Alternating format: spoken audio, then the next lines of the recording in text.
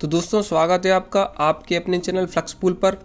और आज से हम लोग रेलवे के जनरल साइंस टॉपिक से related previous year question paper की सीरीज़ स्टार्ट करने वाले हैं, जिसमें हम RRB group D, RRB NTPC, RRB JE, RPF constable, SI और असिस्टेंट लोको पायलट स्टेज 1 एवं स्टेज 2 के सभी महत्वपूर्ण प्रश्नों का अध्ययन करेंगे, ताकि आपको पता लग पाए कि इस साल रेलवे में आने वाली सभी वैकेंसीज में किस प्रकार के क्वेश्चन पूछे जाएंगे।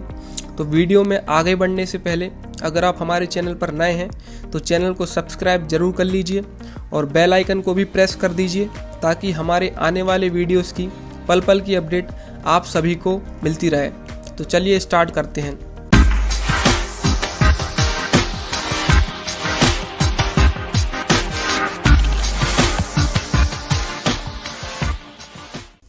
तो दोस्तों आज हम फिजिक्स के एक बहुत ही महत्वपूर्ण टॉपिक मात्रक, मापन और मापन यंत्र की चर्चा करेंगे, जिसमें हम शुरुआत करेंगे मात्रकों से। तो देखते हैं आज का हमारा फर्स्ट क्वेश्चन। दोस्तों आज का फर्स्ट क्वेश्चन है, भार की एसआई इकाई क्या है? ऑप्शंस हैं ए किलोग्राम, बी न्यूटन, सी ग्राम और ऑप्शन नंबर डी है डायन। तो इस क्वेश्चन का राइट आंसर होगा दोस्तों ऑप्शन नंबर बी न्यूटन। दोस्तों अगर बात करें इकाई के बारे में, तो इसको जानने के लिए हम पहले मात्रकों को जानेंगे कि मात्रक क्या है। तो दोस्तों मात्रक जो हैं दो प्रकार के होते हैं, मूल मात्रक और दूसरे हैं व्युत्पन्न मात्रक। व्युत्पन्न मात्रक जो है मूल मात्रकों से ही प्राप्त किए जाते हैं।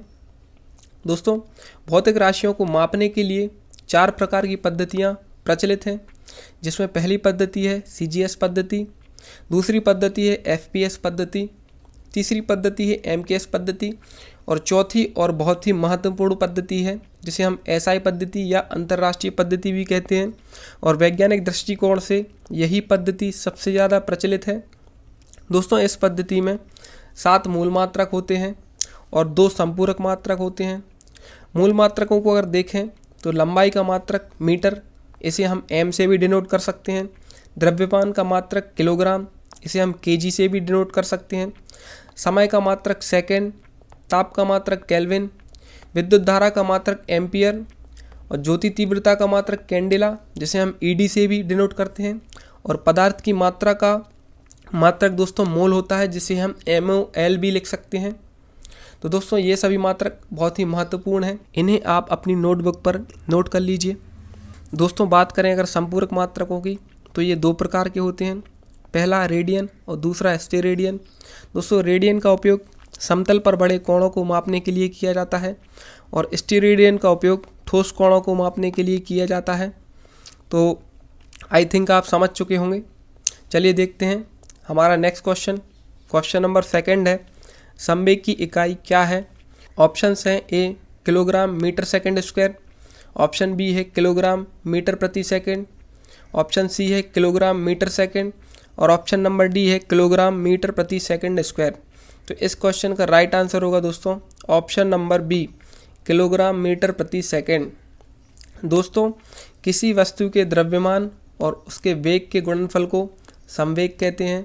संवेग एक सदिश राशि है और बात करें अगर इसके मात्रक की, तो इसे हम किलोग्राम इंटू मीटर प्रति सेकंड भी लिख सकते हैं, जिसे हम किलोग्राम मीटर प्रति सेकंड के रूप में भी प्रदर्शित करते हैं। चलिए देखते हैं क्वेश्चन नंबर 3। क्वेश्चन नंबर 3 है, उद्योग में शक्ति की इकाई है। ऑप्शंस हैं ए किलोवाट, बी वाट, सी जूल और ऑप्शन नंबर डी है अश्वशक्ति। तो दोस्तों इस क्वेश्चन का राइट आंसर होगा ऑप्शन नंबर डी अश्वशक्ति। दोस्तों शक्ति इज इक्वल टू होता है कार्य बटे समय, अर्थात एकांक समय में किए गए कार्य को शक्ति कहते हैं। शक्ति का मात्रक जूल प्रति सेकंड होता है और एक अश्वशक्ति यानी 1 horsepower is equal to होता है 746 वाट, जिसे हम 746 जूल प्रति सेकंड भी लिख सकते हैं। चलिए देखते हैं क्वेश्चन नंबर 4। ध्वनि को मापने के लिए कौन से एकक यूनिट को उपयोग किया जाता है? ऑप्शंस हैं ए डेसिबल, बी हर्ट्ज, सी ओम और ऑप्शन नंबर डी है वोल्ट। तो दोस्तों इस क्वेश्चन का राइट आंसर होगा ऑप्शन नंबर ए डेसिबल, अर्थात ध्वनि को मापने के लिए डेसिबल का उपयोग किया जाता है। दोस्तों WHO के अकॉर्डिंग 45 डेसिबल तक की ध्वनि मानव स्वास्थ्य के लिए सर्वोत्तम है और यही ध्वनि अगर 75 डेसिबल से ऊपर हो जाए तो यह बहुत ही हानिकारक है। चलिए देखते हैं नेक्स्ट क्वेश्चन। क्वेश्चन नंबर 5 है, विद्युत आवेश का एसआई मात्रक क्या है? ऑप्शन है ए वोल्ट, बी कूलाम, सी केल्विन और ऑप्शन नंबर डी है किलोग्राम। तो दोस्तों इस क्वेश्चन का राइट आंसर होगा ऑप्शन नंबर बी कूलाम। तो दोस्तों क्वेश्चन नंबर 6 है, प्रकाश वर्ष निम्न में से किसकी इकाई है? ऑप्शन हैं ए समय, बी दूरी, सी प्रकाश की गति और ऑप्शन नंबर डी है प्रकाश की तीव्रता। तो इस क्वेश्चन का राइट आंसर होगा ऑप्शन नंबर बी दूरी, अर्थात प्रकाश वर्ष दूरी की इकाई है। दोस्तों एक प्रकाश वर्ष इक्वल टू होता है 9.46 इंटू 10⁻12 किलोमीटर। कहीं कहीं आपको मीटर में भी दिख सकता है, चूँकि 1 किलोमीटर इज इक्वल टू होता है 1000 मीटर, इसलिए हम इसे 9.46 इंटू 10⁻15 मीटर भी लिख सकते हैं। चलिए देख लेते हैं क्वेश्चन नंबर 7। क्वेश्चन नंबर 7 है, प्रतिरोध की एसआई इकाई क्या है? ऑप्शन है ए कूलाम, बी ओम, सी जूल और ऑप्शन नंबर डी है न्यूटन। तो इस क्वेश्चन का राइट आंसर होगा ऑप्शन नंबर बी ओम, अर्थात प्रतिरोध की एसआई इकाई ओम है। दोस्तों R इज इक्वल टू होता है V/I, जहाँ V विभवांतर और I धारा को डिनोट करता है। विभवांतर का मात्रक वोल्ट होता है, धारा का मात्रक एम्पियर होता है। दोस्तों प्रतिरोध क्या होता है? तो दोस्तों किसी पदार्थ में जब विद्युत धारा प्रवाहित की जाती है तो वह पदार्थ धारा के मार्ग में एक अवरोध उत्पन्न करता है, इसी अवरोध को हम प्रतिरोध भी कहते हैं। चलिए देख लेते हैं क्वेश्चन नंबर 8।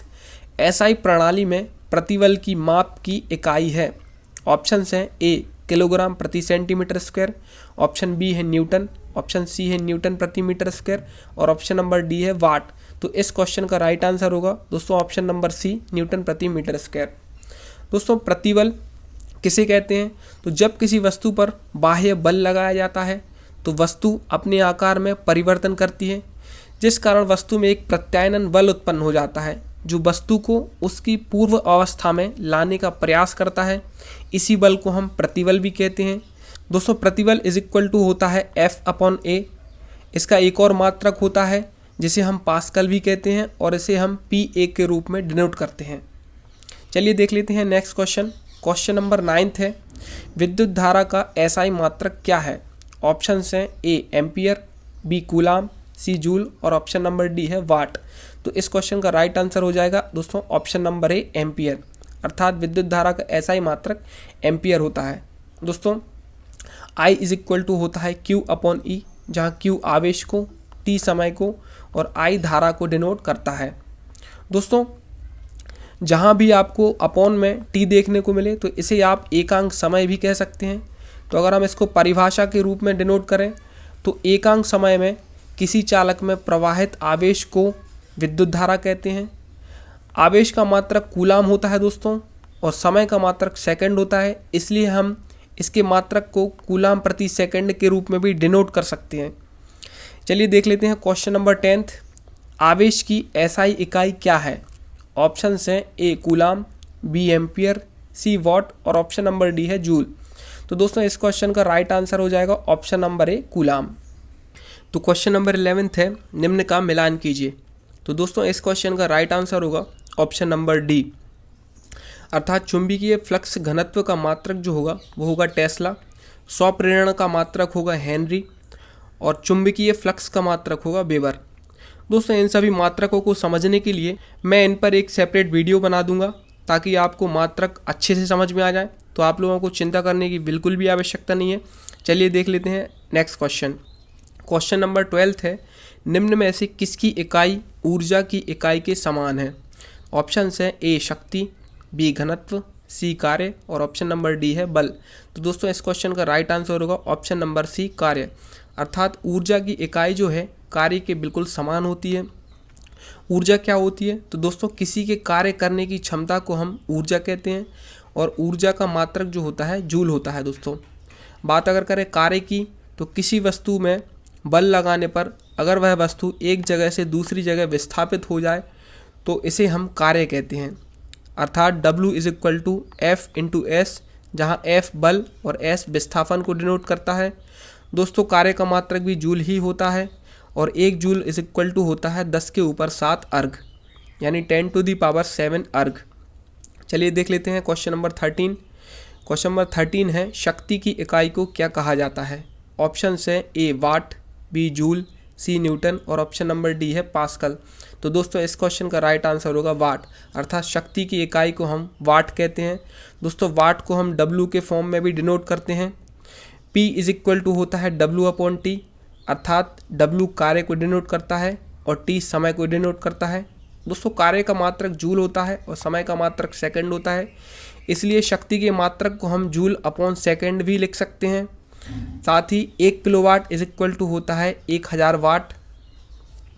देख लेते हैं नेक्स्ट क्वेश्चन। क्वेश्चन नंबर 14 है निम्न में से किसकी कोई इकाई नहीं है। ऑप्शन हैं ए घनत्व, बी सापेक्षिक घनत्व, सी विस्थापन और ऑप्शन नंबर डी है दाब। तो इस क्वेश्चन का राइट आंसर होगा ऑप्शन नंबर बी सापेक्षिक घनत्व, अर्थात सापेक्षिक घनत्व की दोस्तों कोई भी इकाई नहीं होती है। ऐसा इसलिए क्योंकि सापेक्षिक घनत्व दो एक जैसी इकाइयों का अनुपात होता है, जिस कारण इसकी कोई भी इकाई नहीं होती है। चलिए देख लेते हैं क्वेश्चन नंबर 15। क्वेश्चन नंबर 15 है विद्युत आवेश की एसआई इकाई क्या है। ऑप्शन हैं ए वोल्ट, बी एम्पियर, सी कूलम और ऑप्शन नंबर डी है ओम। तो इस क्वेश्चन का राइट आंसर होगा ऑप्शन नंबर सी कूलाम, अर्थात विद्युत आवेश की एक एसआई इकाई कूलाम होती है। दोस्तों कूलाम को हम Q अथवा स्मॉल q से भी डिनोट करते हैं और फॉर्मूला इसका होता है Q is equal to small n into E, जहाँ n पदार्थ में इलेक्ट्रॉन की संख्या को डिनोट करता है और E 1.6 इंटू 10⁻⁻19 कूलाम, अर्थात यह इलेक्ट्रॉन पर आवेश को डिनोट करता है। तो क्वेश्चन नंबर 16 है निम्न में से खालिस्तान एक अदिश राशि नहीं है। ऑप्शन हैं ए आयतन, बी द्रव्यमान, सी बल और ऑप्शन नंबर डी है लंबाई। तो इस क्वेश्चन का राइट आंसर होगा ऑप्शन नंबर सी बल, अर्थात बल जो है एक अदिश राशि नहीं है, अर्थात यह एक सदिश राशि है। दोस्तों राशियों की अगर बात करें तो राशियां दो प्रकार की होती हैं, पहली सदिश राशि और दूसरी अदिश राशि। सदिश राशियां वे राशियां हैं दोस्तों जिन्हें व्यक्त करने के लिए दिशा और परिमाण दोनों की आवश्यकता पड़ती है, और अदिश राशियां वे हैं जिन्हें व्यक्त करने के लिए केवल परिमाण की आवश्यकता होती है। सदिश राशियों के उदाहरण में देख लेते हैं तो बल, संवेग, बलाघूर्ण, आवेग, भार, विस्थापन, वेग, त्वरण आदि राशियां सदिश राशियां हैं। और अगर अदिश राशियों की बात करें तो ऊर्जा, शक्ति, कोण, ताप, विद्युत धारा, दूरी, ये सभी राशियां जो है दोस्तों अदिश राशियां हैं। चलिए देख लेते हैं क्वेश्चन नंबर 17। एम्पियर सेकंड किसकी इकाई है। ऑप्शन हैं ए आवेश, बी शक्ति, सी वोल्टेज और ऑप्शन नंबर डी है ऊर्जा। तो इस क्वेश्चन का राइट आंसर होगा ऑप्शन नंबर ए आवेश, अर्थात एम्पियर सेकंड आवेश की इकाई है। फॉर्मूला के रूप में अगर देखें दोस्तों तो I इज इक्वल टू होता है Q/T, जहाँ I धारा, Q आवेश और T समय को डिनोट करता है। और अगर T को हम यहाँ भेज दें तो Q is equal to I into T हो जाएगा, जहाँ I धारा है और T समय है। दोस्तों धारा का मात्रक एम्पियर होता है और समय का मात्रक सेकंड होता है, इसलिए आवेश का मात्रक एम्पियर इंटू सेकंड हो जाएगा। चलिए देख लेते हैं क्वेश्चन नंबर 18। ध्वनि के नाप की यूनिट क्या है। ऑप्शन हैं ए न्यूटन, बी डेसिबल, सी सोन्स और ऑप्शन नंबर डी है फोन्स। तो इस क्वेश्चन का राइट आंसर हो जाएगा ऑप्शन नंबर बी डेसिबल, अर्थात ध्वनि को नापने के लिए डेसिबल का उपयोग किया जाता है। दोस्तों डेसिबल को हम dB के रूप में भी डिनोट करते हैं। क्वेश्चन नंबर 19 है गैलन सामान्यतः खालिस्तान के लिए इस्तेमाल किया जाता है। ऑप्शन हैं ए गति के लिए, बी एक कंटेनर के लिए, सी आयतन की माप के रूप में और ऑप्शन नंबर डी है कंटेनरों को बैरल के संदर्भ में व्यक्त करने के लिए। तो इस क्वेश्चन का राइट आंसर हो जाएगा ऑप्शन नंबर सी आयतन की माप के रूप में, अर्थात गैलन जो है सामान्यतः आयतन की माप के लिए इस्तेमाल किया जाता है। साथ ही दोस्तों एक गैलन इज इक्वल टू होता है 3.785 लीटर।